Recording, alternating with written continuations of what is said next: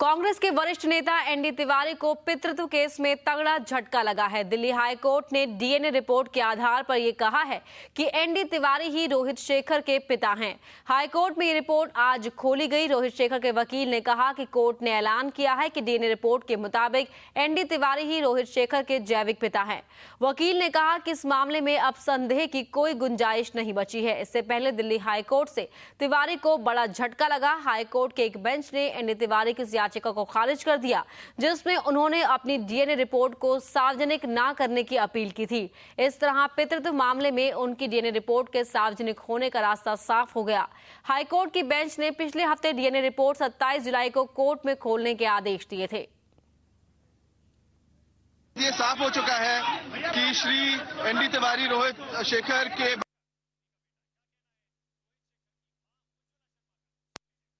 साफ हो चुका है कि श्री एनडी तिवारी रोहित शेखर के करके ये साफ साफ जाहिर हो चुका है कि श्री एनडी तिवारी ही रोहित शेखर के पिता हैं।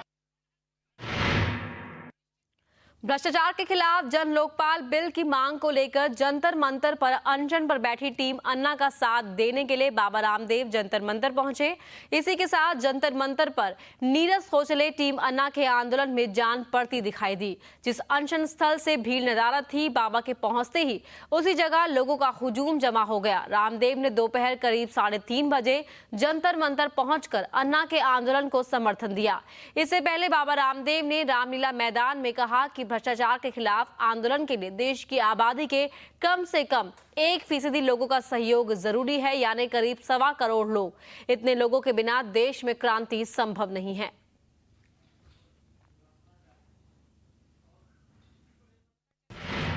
अन्ना ने राजनीति में आने के दिए संकेत, कांग्रेस ने किया स्वागत, दिग्विजय ने ली चुटकी, बोले पूरी टीम को लड़ना चाहिए चुनाव। समाज सेवी अन्ना हजारे ने कहा है कि अगर जनता चाहेगी तो उन्हें राजनीति से भी कोई ऐतराज नहीं है।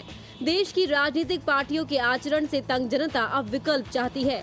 ऐसे में अगर कोई आदर्श व्यक्ति जो सेवाभावी, ईमानदार हो, राजनीति में आता है तो वो उसके पीछे खड़े हो जाएंगे। हालांकि उन्होंने साफ किया कि वो खुद किसी राजनीतिक दल का गठन नहीं करेंगे। कांग्रेस महासचिव दिग्विजय सिंह ने अन्ना के इस बयान पर चुटकी ली है। ये बताऊंगा कि आप अपना नेता आप में से चुने हो, पक्ष और पार्टी की अपेक्षा मत करो।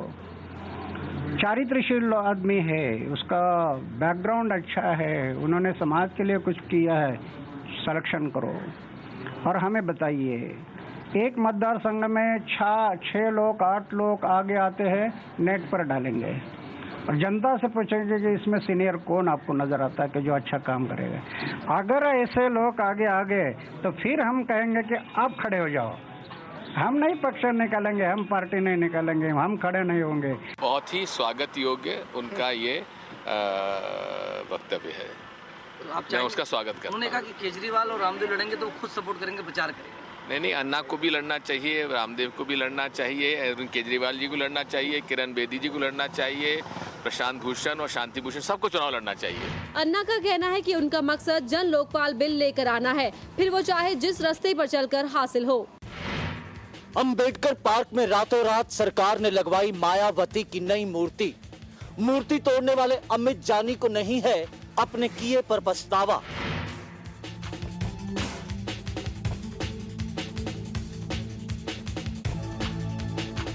डॉक्टर भीमराव अंबेडकर सामाजिक परिवर्तन स्थल के बाहर लगी पूर्व मुख्यमंत्री मायावती की मूर्ति टूटने के बाद जो हालात बने, उसने अखिलेश सरकार को मजबूर कर दिया कि वो माया की नई मूर्ति लगवाएं।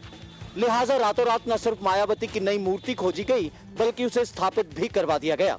तोड़ी गई मूर्ति की जगह संत गाडगे सभागार के परिसर में रखी पूर्व मुख्यमंत्री की नई मूर्ति को परिवर्तन स्थल के सामने लगाया गया है।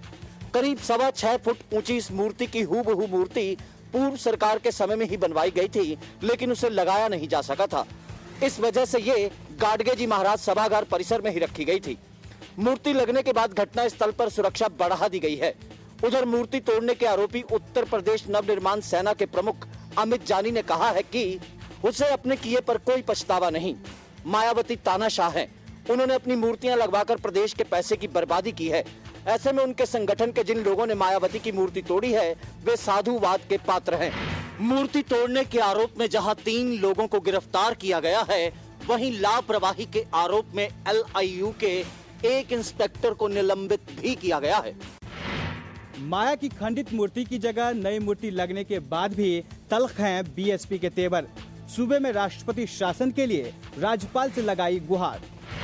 अंबेडकर पार्क स्थित BSP मुखिया मायावती की मूर्ति तोड़े जाने से सूबे में जो सियासी खलबली पैदा हुई थी वो फिर राज्य सरकार की ओर से उसी जगह नई मूर्ति लगवाए जाने के बाद भी खत्म नहीं हुई है।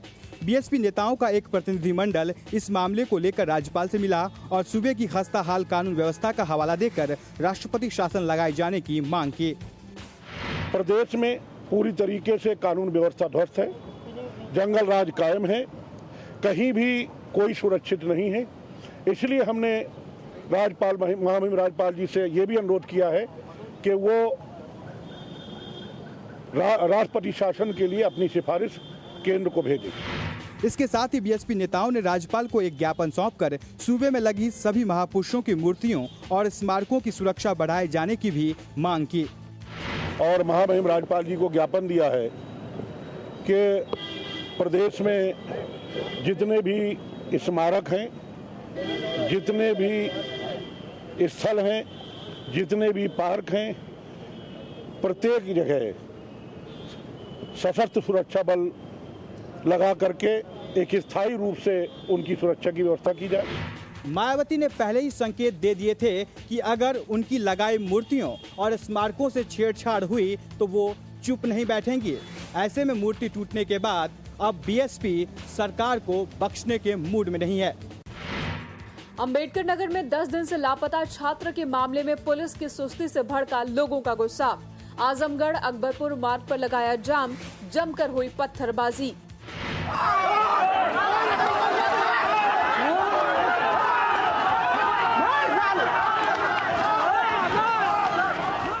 भीड़ गुस्से से पागल हो रही थी। पुलिस वालों पर भी पत्थर बरसाए जा रहे थे। जवाब पुलिस वाले भी दे रहे थे। दोनों तरफ से पत्थर पर पत्थर बरस रहे थे।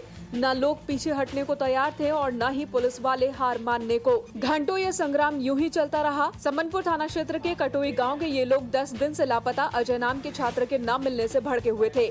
आरोप है कि पुलिस मामले में लापरवाही बरत रही है। मौके पर पहुंचे पुलिस के आला अधिकारियों ने लोगों को समझाने की कोशिश की तो वे भड़क उठे, जिसके बाद पुलिस ने भी लोगों को दौड़ा दौड़ा कर पीटा।